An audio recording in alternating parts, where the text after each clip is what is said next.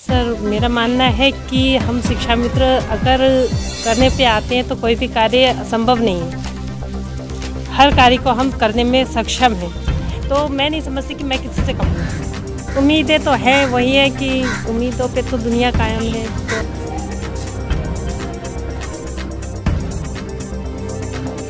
बेटा आपका क्या नाम है? हर्षिता। अच्छा हर्षिता जी, क्या लिखा है बेटा आपने? 36,661।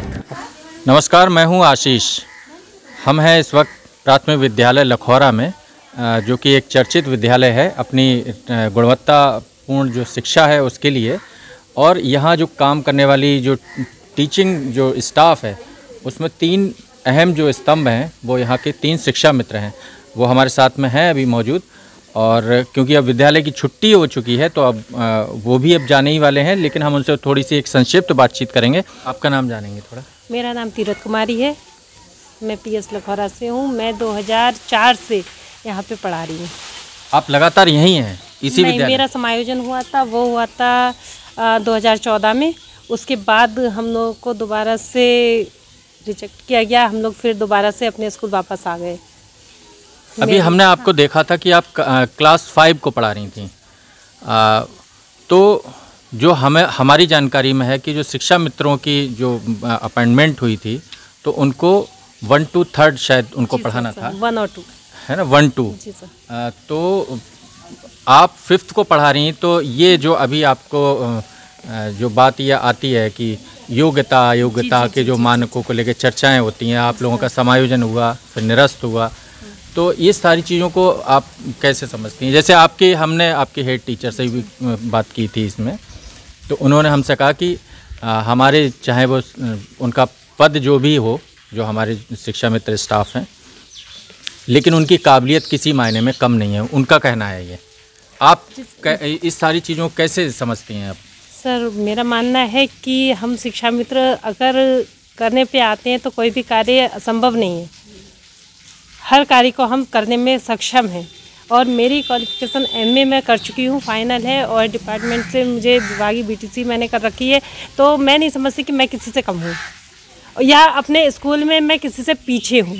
मेरा मानना तो यह है कि मैं जहाँ पे और दूसरे लोग खड़े हैं मैं उनके बराबर में खड़े होने के लायक हूँ इतना, क्योंकि हम लोग की क्वालिफिकेशन मतलब काफ़ी टाइम पहले हुई थी और जो आने वाला टाइम है तो उस लेवल से बहुत पीछे थे हम लोग।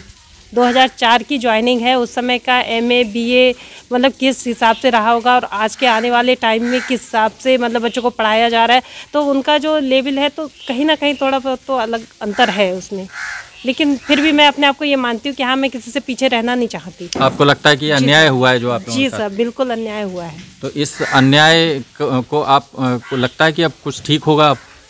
सब उम्मीदें तो है, वही है कि उम्मीदों पे तो दुनिया कायम है। तो हम लोग को भी तो आसरा तो है कि शायद कुछ चेंज होगा, लेकिन अभी पूरी तसल्ली नहीं है कि हाँ कुछ संभव है। उम्मीदें हैं, लेकिन अभी हाँ, ये इस बारे में बहुत कुछ कहना आपको लग रहा है। सर। तो आपका जो समायोजन आप लोगों का निरस्त हुआ तो उस वक्त तो बहुत तकलीफ हुई होगी इन सारी चीज़ों की? सर, तकलीफ तो सभी लोगों को हुई थी, जो लोग भी थे। वही है कि समस्याओं का सामना करते करते अब इतना तो सीख ही लिया है कि हाँ, कैसे क्या करना है क्या नहीं करना है। मतलब अपने पैरों पे चाहे सुख हो दुख हो उसमें मतलब खड़े रहने की ताकत आ गई इस चीज़ से। ये हुआ है, मतलब खड़े रह सकते हैं। ये नहीं है कि हाँ, सामने वाला अगर हमें ठोकर मारता है तो हम उस ठोकर का जवाब देने लायक हैं। अब इतना सक्षम हो चुके हैं हम लोग।